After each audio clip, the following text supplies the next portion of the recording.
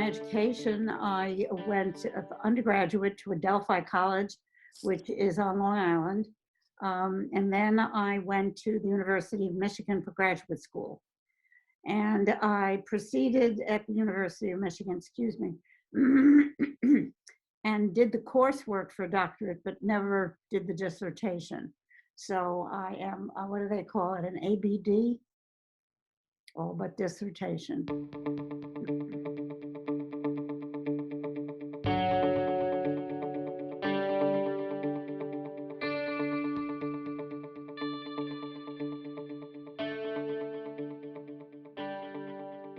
I've been a activist and a rabble rouser, I'll use that word proudly, practically all my life. And I kind of burned out at the pilot school. And we won't go into too much detail there, but I was tired of I called it abusing little children, because I was doing testing, and people were not happy to see me because I was doing testing, and it wasn't fun anymore. I didn't feel productive. So I knew I had to leave, and I opened the newspaper, because in those days they had the want ads in the newspaper, and I saw an ad for the ACLU. And I said, well, here I go, but I have nothing to lose by applying. And the rest is history.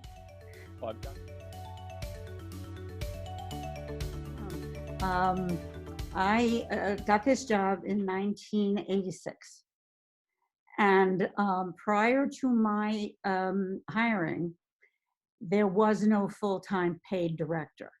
The people who were there, who were Kendall Wilson and Joan Rosenthal, who I'm so sorry you can't meet,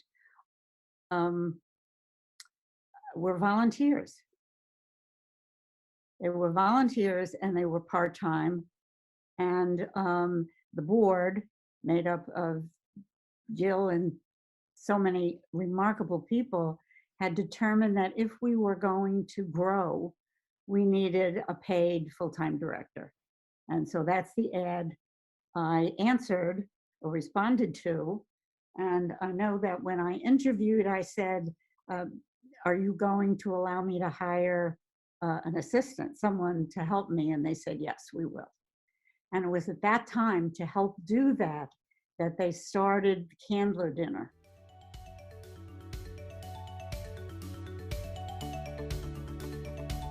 The ACLU of today is not like the ACLU that I stepped into. I mean, with a staff of 1 and 2, became 2, and then we eventually became 3, and we had a lot of volunteers, so they made up the slack. But in preparation for this, I went back over the annual reports from those days, and it's a very different organization than it was then. But we were reusing envelopes. We were poverty stricken. We had a very, very small budget, and we had to watch our money very carefully. And National at that time required that any money that they gave us, we were a GMI. You know what a GMI is? Guaranteed minimum income of the smaller affiliates.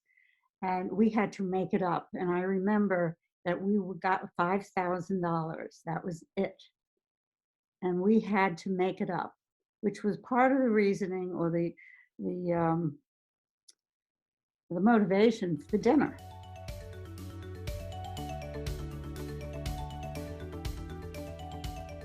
There's an interesting little quote I have from one of my assistants, probably the longest running one, and one that I'm still in touch with. Her name is Judy Just. She lives in, Georgia now, of all places. And she said, what did she say? Let me get this right. She said, imagine how lucky we are to get paid to help people. I think that's an exact quote. And that's what we did. They weren't all ACLU cases, goodness knows. On the telephone, you pick up the phone and it could be anything, anything at all. They're not picking up my garbage. The city of Wilmington isn't picking up my garbage. Well, a large percentage of the calls that came in that Judy and the assistants helped over the years were not ACLU cases. But what we did and I was very proud to do, we were both very proud to do, was to help people through the intricacies of getting something done. Sometimes they involved legal issues and sometimes not, more often not.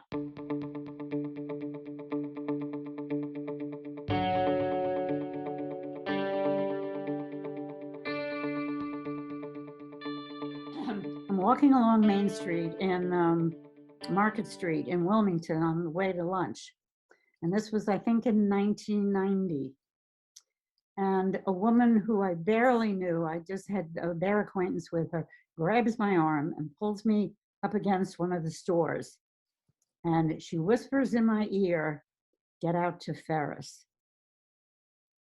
Now, Ferris was our juvenile detention, juvenile justice, not the detention. These were adjudicated kids. That's all she said. And she said, "And I didn't tell you. Just get out there."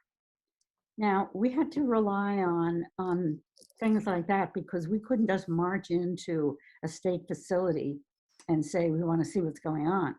So we had to have a heads up like that. So I made an appointment, just informational appointment, and I went to Ferris. I still have my notes. I still have my notes from that visit. It was horrendous. There's no other word for it. I'm not being extremist about it. It was horrendous. I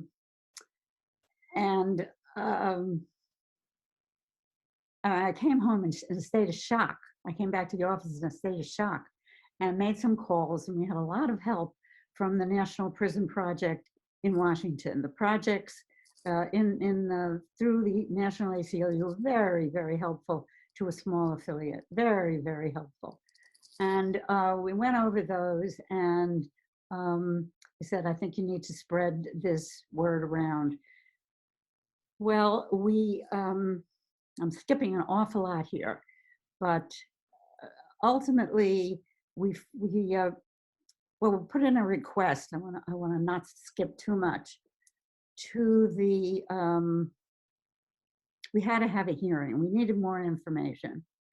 So we convened a meeting of several people on that, people in state government. On that group was the chief judge of family court, who wouldn't allow his name to be used. But he said, "I'm here to tell you that this is a disgrace. This is a stain on the state of Delaware." He said, "You can't use my name, but you must proceed with this." And we did. And so with the help of the National Prison Project, the experts came out, because I don't know if you know anything about this, prison litigation is a total bitch. And it requires, just because a place is overcrowded, doesn't bring it into a constitutional issue. It has to, the overcrowding and the conditions present have to meet the standard of interfering with basic rights. And for children, that level is much lower than for adults.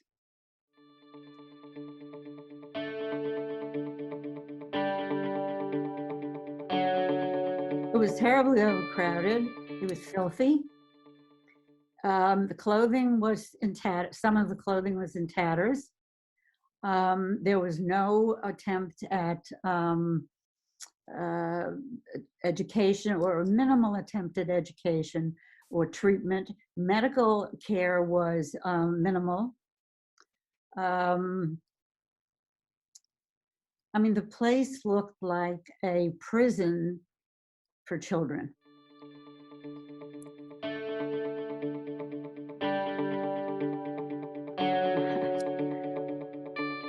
this got people very riled. I remember I was getting ready to sit down for Thanksgiving dinner, and I got a telephone call. I'm not exaggerating this. This has happened from someone who was a friend of the governor, who I knew, but he was a personal friend of the governor. And he said, "Can't you stop this? Please stop this. It's so embarrassing." You know, the children, what you do with adults, what you do with adult prisoners is people say they deserve it, but which is not always true, but let's leave that aside. But for children, that's a biggie. So he begged me to remove it. And I said, we have tried to come to an agreement. We had. We have met, you know, so many times with people in charge to have them voluntarily remedy these problems. And we've had no success. So our only recourse is to file a lawsuit in federal court, which is what we did. When the suit was filed, it was in the newspaper that this was filed. And the Senate, the state Senate, convened a committee to investigate this. The state is being sued for how it is treating its children, albeit it's adjudicated children, but it's children nonetheless. And also, I should add, these were the adjudicated children, and then there were also the detention center, the children who had not been adjudicated. You understand what I'm saying? These were kids who have been, the complaint or the criminal case had been filed against them, but they had not yet been found guilty. But they were being held in the detention center, which was even worse than Ferris. By the way, they've knocked both of these buildings down. And so the Senate, I'm interrupting myself, the Senate convened a committee to investigate it. I couldn't be on the committee, obviously, but I could attend the meetings. And I did. I attended all the meetings. I don't think I did much else during the time that this case was worked its way. And I was sitting there, and they had hired, the Senate committee had hired an expert in juvenile justice, and he was due to report on it. The man came in, and I can see it in my mind's eye right now. The man came in the room and sat down at his seat. When I say to you, the flesh on his face was shaking in anger. He was so angry. He was virtually incoherent. And he said, "I must calm down. I've just come from Ferris." And he said, hand to God, "Those people should be arrested for child abuse." That's a direct quote. It was really bad. So it was just about this time that Tom Carper was elected governor. And he got in touch with me. I was a big supporter of Tom Carper previously. He knew me. And he called me and he said, "We're going to settle this. We are going to settle this. This is a disgrace." So, I mean, it takes a long time for things to percolate through court. You know that. And so he said, by the time I'm inaugurated, by the time I'm sworn in as governor, we will start meeting and we will settle this. And he did.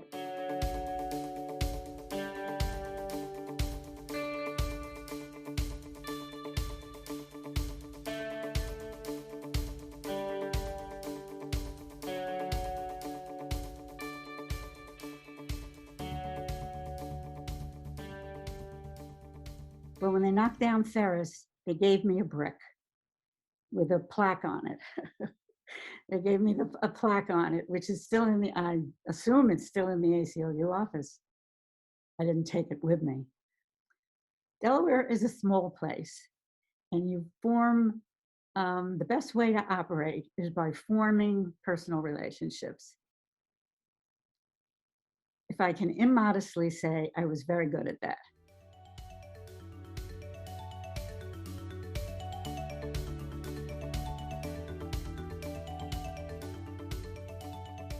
a few prisoners escaped from prison, and our largest prison, which is in Smyrna.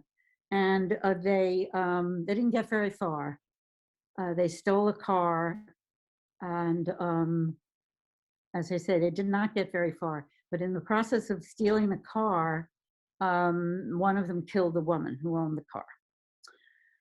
So they were not in prison for murder. They were, I don't even know what they were in prison for. It's really irrelevant, but obviously not to them. But now that's murder. And so this became an ACLU case because, and only because of the the prosecuting attorney's question to the jury about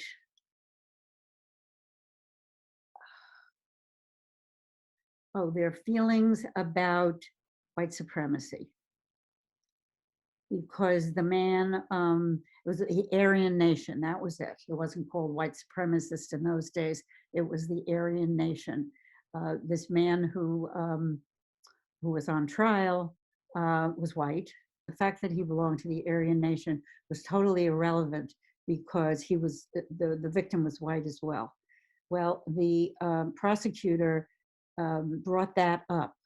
His membership in the Aryan Nation, this is correct, I got this right now, brought this up at his sentencing hearing. Delaware split into two parts. You have the criminal phase and then the sentencing phase. And the prosecutor brought it up during the sentencing phase. And so this guy received a severe sentence. I don't know if it was death or life imprisonment, I don't remember. But the issue was his membership in the Aryan Nation. So we found ourselves in the interesting position of defending this guy on a point of violation of freedom to associate. And that's what went to the US Supreme Court with the, someone in, I think it was, well, wait a minute, she was the death penalty, on the death penalty price. So he must have gotten the death penalty. And I went down and we sat in the Supreme Court. It's the only time I've ever been there. And we watched the argument. And we prevailed, actually, we won. Anyway, the state of Delaware then had to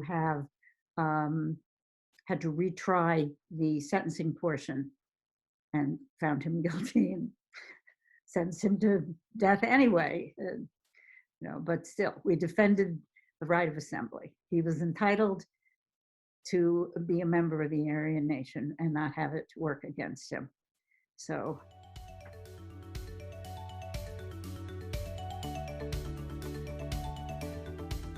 A lot of the work we did was I'll call it on the ground. We did a lot of public education. I mean, as I go through the annual reports, that's what strikes me. The amount of public education that we did was really quite good.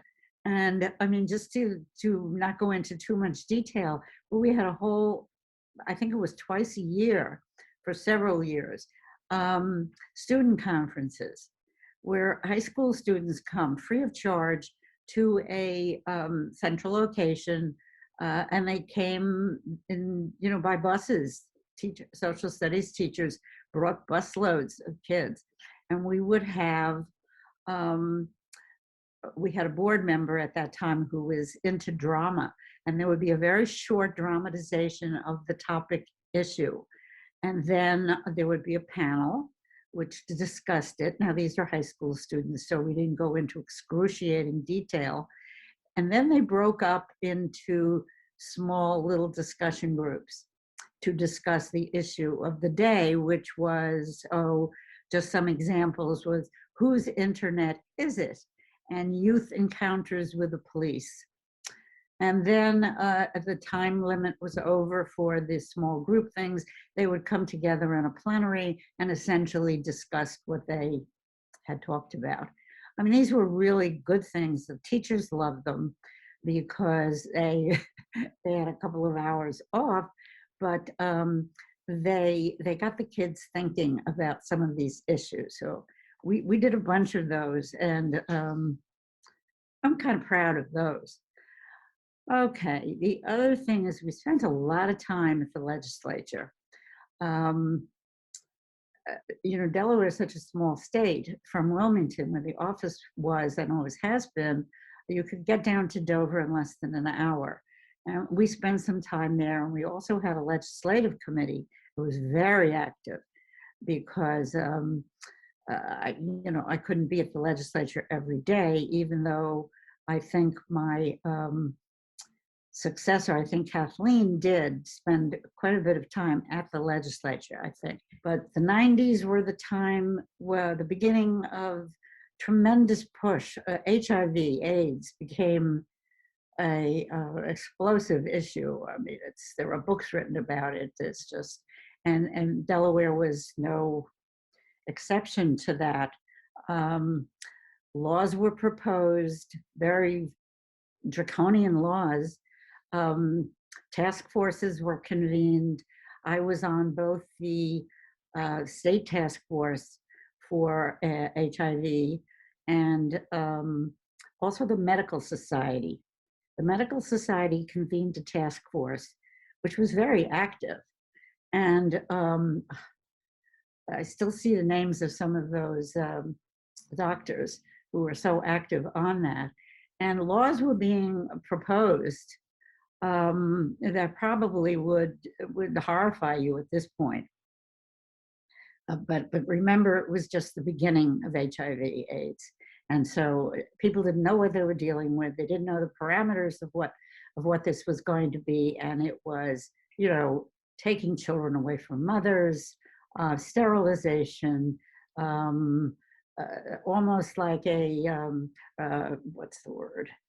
Devil's Island place. If they're diagnosed with HIV, put them on an island, get them away from the community. That was what was going on. Yeah.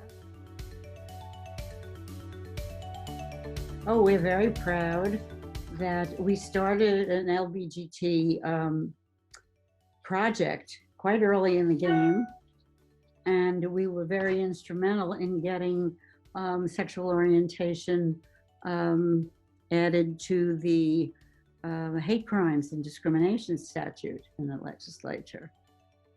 And we were present when the governor signed it, when Governor Carper signed it.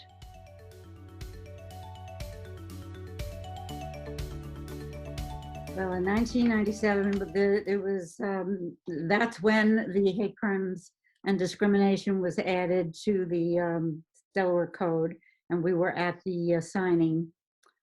1998 was a big push for the children's rights. We had a big conference, a 2-day conference on homeless children, and we started working, excuse me, on something that is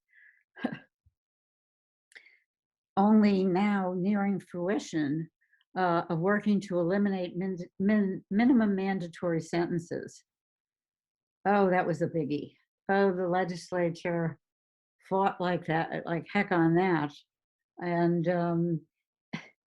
you look at it, it is so counterproductive. Delaware, and I'm sure you can find these statistics, had enormously high incarceration rate, very high.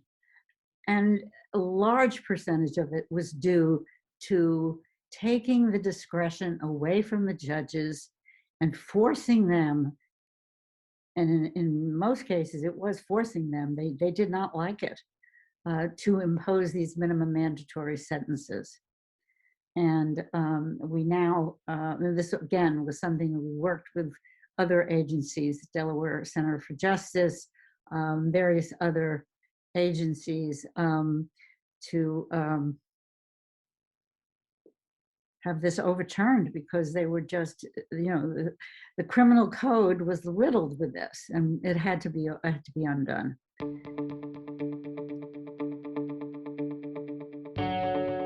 This or not, I just feel I want to say, but we never talked about why I was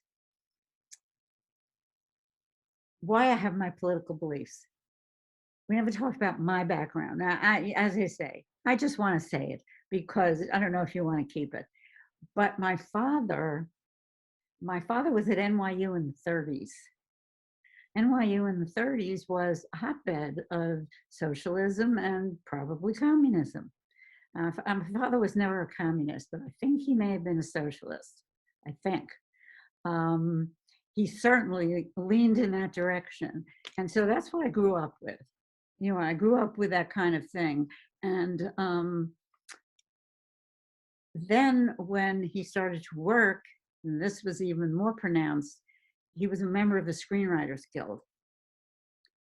Yes, yes, I see from your face, you know exactly what that is. Now, he himself was never touched by the carnage, and there's really no other word for it, by carnage. But he saw it all around him. People losing their jobs, being blacklisted, et cetera, et cetera. People that he liked and respected. As I say, it never touched him personally, but he talked about it. And he had a secretary whose husband was an out and out communist, out and out communist. And he would just, I would just hear about it. I remember when Stevenson lost the election, I cried. I was a kid. I couldn't vote. And I, probably didn't know that much about various positions, but my parents were upset and I cried. I remember crying. We were living in Michigan. We were living in Ann Arbor. I was collecting money. It was dollars for Democrats.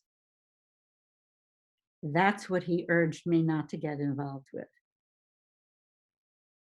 I mean, how innocuous could something be? Dollars for Democrats. But I remember him saying, your husband is going to probably work for something that's involved with the government. Don't give them that ammunition. So he was,